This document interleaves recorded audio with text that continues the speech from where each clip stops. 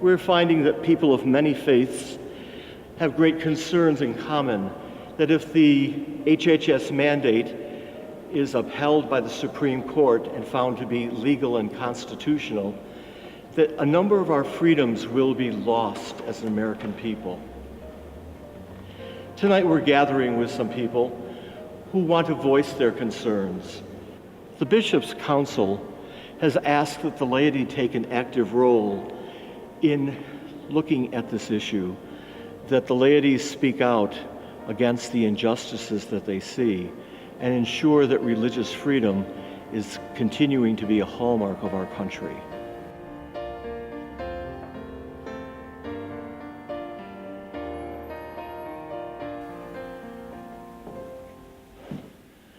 I welcome you to join us as we begin our conversation on religious freedom.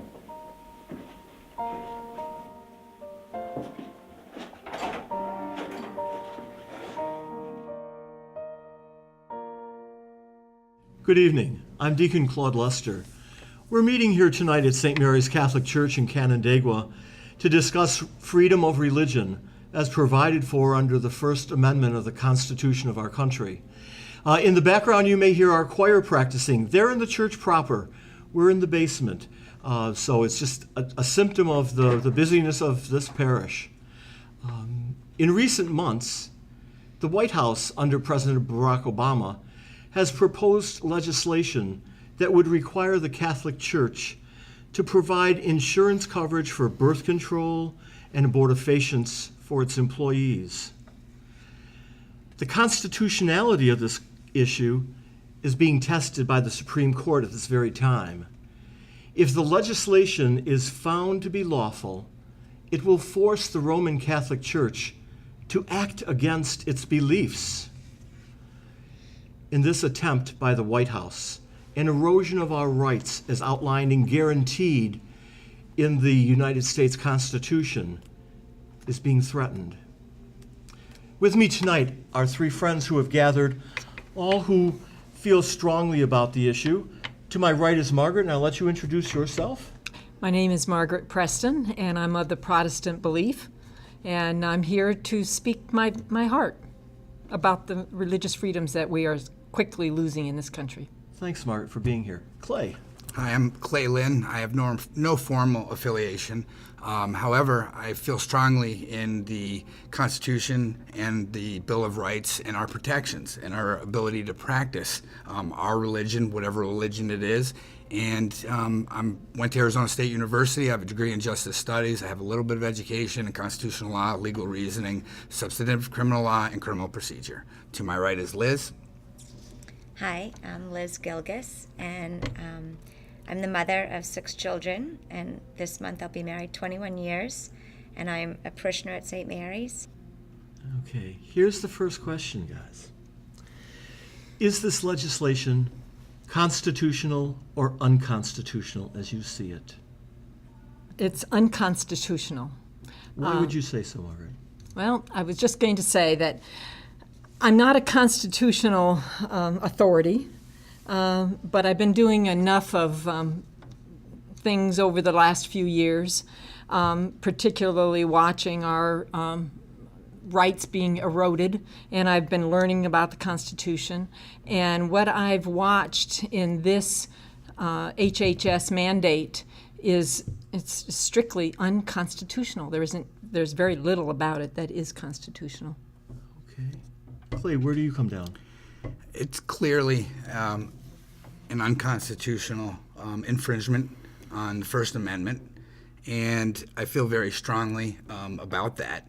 And there's many, many reasons. The first being the issue at Walter Reed, where there was a policy that was implemented recently that I found out about. And in that policy, there was the policy that came down prohibited any member to go visit their family at Walter Reed after their husband or wife or brother or sister came back from combat and was in Walter Reed recovering, maybe lost a limb, potentially dying. And the policy prohibited family or family friends from bringing any religious book or material in to see the family. And that was quite disturbing to me for many reasons. You've got soldiers who've served this country from whatever faith. And for the Catholics, for example, what would happen if you can't bring religious material into the Walter Reed Medical Center to go pray for your loved one? Is there a potential where that loved one, if passing away, couldn't be given last rites? And the intention of our forefathers was not to prohibit that. This country was founded on the freedom of religion, and people came over here to escape that type of thing. Exactly. So we'll talk a little bit more about that in a couple of minutes. Liz, where do you come down on this? I also believe it's unconstitutional. I believe our country was founded with freedom of religion, not freedom from religion. And I believe that the government putting pressure on different religious faiths so that they cannot follow their convictions is unconstitutional. Okay. That's why our country was founded. Okay, thank you all. It's clear that all the members of this table see this as an erosion of our freedom, one of our liberties. Why should people of other faiths, do you think, other than Roman Catholics that seem to get the majority of the press of opposition, have concerns about this? How do you see that impacting not just the lives of Catholics, but all people of this country? I'd like to address that. The Catholic Church represents Christianity to the non-Christian world. And if the Catholic Church can be brought to its knees, it looks like Christianity has been cut off at the knees. But we are burying our head in the sand if we really think that that's what it's about. It's not the Catholic Church that they're after. They're after the cutting off of the freedom of religion, the freedom to our First Amendment right. And if the Catholic Church does go down, which it won't, the mountain is very slippery. The rest of us go down from then. And Liz, as a Catholic, how do you take this and expand your sensitivity past the teachings of our tradition? Well, I believe it's not a Catholic issue because it's really about the dignity of the human person. It's going about the dignity of life. That's what it really comes down to.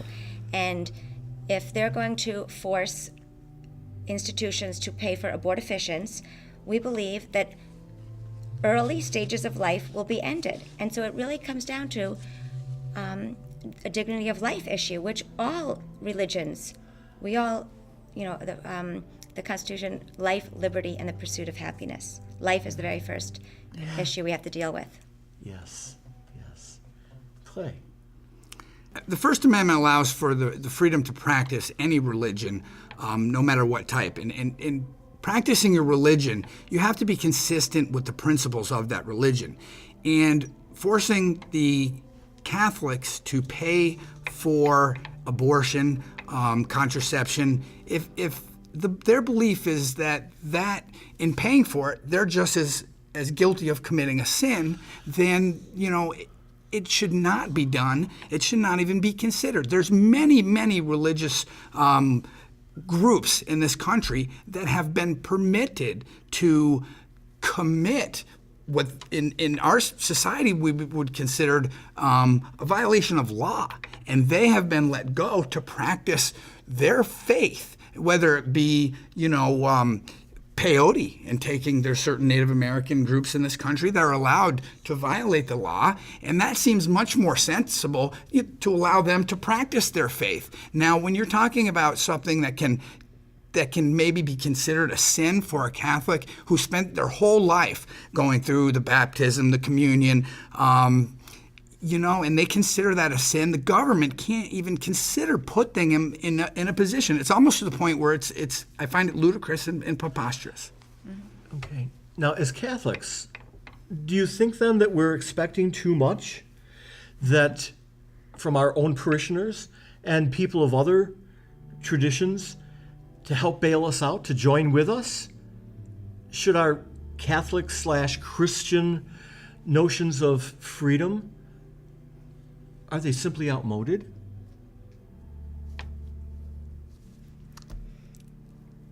I believe the Catholic Church, has a duty and a moral obligation to speak out on these things when it pertains to its core principles, such as the dignity of life and the freedom of religion.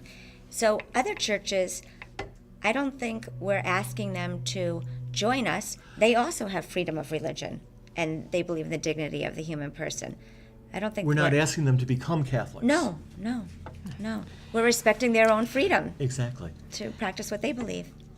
Last January, a couple months ago, I opened up the Sunday paper, and there was an ad, and it was a very bright pink page, and there was an alluring young lady sitting there, and there were some letters above her head, and it was GCB.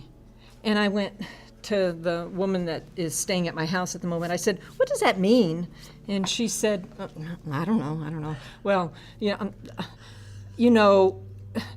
I knew it wasn't going to be in the Bible, so I went to Google, and I found out what it stood for, and it stood for Good Christian Bitches. Okay. And honestly, it was one of those things that I can't even express internally what happened.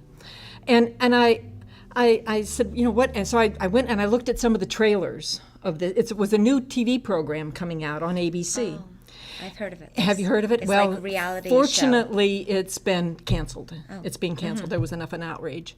However, what happened to me personally, it was out of that, I stood there and I went, I'm beginning to feel like what the Jews must have felt like just before the Holocaust.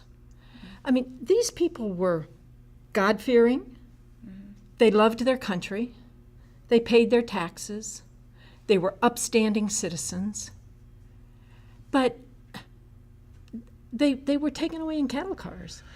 I don't want to be dramatic, but that was not that many years ago. And you can see the parallels to what's happening in our country? I can see the parallels now. And it isn't a Catholic issue. It is not a Catholic issue. It's an American It's an issue. American It's an issue. American issue. I mean, I have been going and reading, and I just listened to a discussion about President Washington, who sent letters to the Jews, to the Mennonites, to the Protestants, to the Catholics, and included them. I mean, this was our first that's what this country was founded on. And Deacon Claude, I was just on an 8th grade field trip down to Washington, D.C., and you get a real injection of patriotism going down there. And I went to the Jefferson Memorial and the Lincoln Memorial, and there's so much mention of our religious convictions by these two great presidents. And so it is not even it's not a Catholic thing. It is an American thing. Right? Well, fortunately, they haven't taken, the ceremonial God that is on, we swear in office. The oath of office. That's ceremonial in nature. So far we've been lucky. The courts have allowed that because it's ceremonial in nature.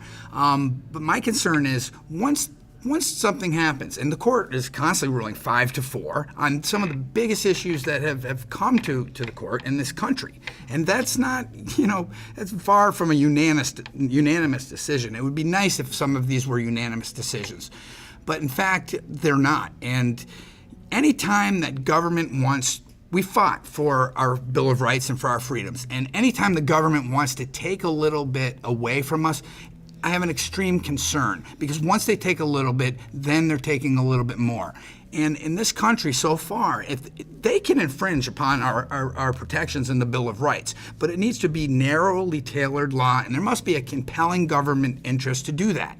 And certainly here, I can't see a compelling government interest in narrowly tailored law. Well, I mean, that's a whole other issue. We've just talked about quotations from Jefferson and Washington. Is there anybody else that comes to mind who made profound, bold statements about freedom? Well, I like Aristotle said something about the greatest inequality is when you take unequal things and you make them equal. That's the greatest inequality. So I believe the government asking the Catholic Church to say that paying for abortifacients that we believe is intrinsically evil is equal to not doing that. That, how do I say this? The action of killing a baby, what we believe, is the same as not killing a baby and not paying for it, being an accomplice. We believe we are being an accomplice. That is the greatest inequality that they can ask of us because we're not following our convictions. They're making it equal. Does that make sense? Mm-hmm. Anybody want to build on that? Yes. I'm concerned because it's hypocritical. In some cultures, they're allowed. I'm an animal guy. I've trained police dogs. I've trained pets now, and I'm a behaviorist when it comes to canines. And there are some people that are allowed because of the freedom of religion and what the courts have ruled. They're allowed to sacrifice animals in this country. Okay, so the sacrificing of an animal, to me, I mean, that's animal rights cruelty. But in this country, if that is truly part of what they're practicing and it has something significant to do with the religion, I'm okay with it because that is their right under the Constitution of the United States. Forcing somebody to pay for something, if it's going to be they're going to be just as guilty as committing themselves sin, that's 100 times worse than allowing people to cut the heads off chickens and sacrifice animals. But you know what? I'm okay with the chicken thing, okay? I'm not okay with forcing somebody to commit sin because they're paying for it. If that's the belief, that's wrong. And this is something that, why we even put this pressure on the Catholic churches when they're allowing this other thing to happen? To me, it's almost ludicrous and abuse of power. And also, I mean, George Washington, when the Quakers had the conscientious objection to doing their military service. They were peaceful. They didn't believe in going to war. And he took that into consideration. He said, we have to protect these people's rights. Even though they're a minority, we have to protect their rights. And so even though many Catholics they use contraception and they're not against abortion, they're pro-choice, we have to do something to protect the minorities. And I'm in the minority. The job of the government is to protect the rights of the people. This HHS mandate is not doing that. It's taking away the rights of the people. It's not just a Catholic thing. I mean, I walk in the marches. I stand and I pray in front of abortion clinics. It is not a Catholic thing. We're on a slippery slope. We're on a very fast, slippery slope. And the great respect that we all have for the sanctity of life crosses religious boundaries. Yes, it does. Particular traditions like the Roman Catholic has some very strong and particular teachings, but it's not isolated or limited to Roman Catholics. We've talked about a lot of things, but if you had to kind of take all that we've been saying and kind of reshape it into a sentence or two, what would you say? My rights are self-evident, and that's what the Constitution says. That's what, and my personal opinion is the government did not give me the right to worship God. My religion comes to me naturally, and the government did not. They give me the right. They separate it because they came in and said that we as a government are not going to mandate that you're going to be Anglican or you're going to be Catholic or you're going to be something else. That's what the First Amendment and the operative word in that is first. It's the First Amendment that we have the right for our religious freedoms. And what the government did not give me, they can't take it away. Right. And modern society, modern states that separate church and state, modern states don't seek to impose our Christian beliefs on non-Christians, as happens in theocracies. And but right now, I feel like it's a secular theocracy because they are coercing Christians into acting against our beliefs and imposing their beliefs on me. And it's an aggressive secularism. I agree. You know, this is something that I've just become familiar with within the last couple days, as far as, forcing Catholics to pay for their employees abortions and contraceptives. And the Walter Reed thing, it just was brought to my attention 3 or 4 days ago. And I'm beside myself at the whole issue. And, the ACLU gets involved with a lot of issues. And this is one that they need to get involved with, because are they singling out a group? I don't know. But it certainly does not seem equitable. It's not being spread across the board. It is an infringement, and it's clearly an infringement. We should be able to practice our beliefs as long as it's not interfering with anybody else. The separation of church and state, part of it is, to prohibit government entanglement. Okay, it's not clear. There's always going to be some type of intermingling with the separation of church and state. But the entanglement previously has been prohibited if you look at some other cases. In this case, there's some entanglement going on, and we need people to be more informed. Thank goodness for the person who brought it to my attention on the Walter Reed issue and the not bringing religious studies in to pray for their loved ones that have fought for this country. It's almost to the point where it's just preposterous. Absolutely preposterous. I want to thank the three of you from very different points of view, and yet very much a common ground that we share, a common concern, because we're all Americans. So thank you very much. Thank you. Thank you.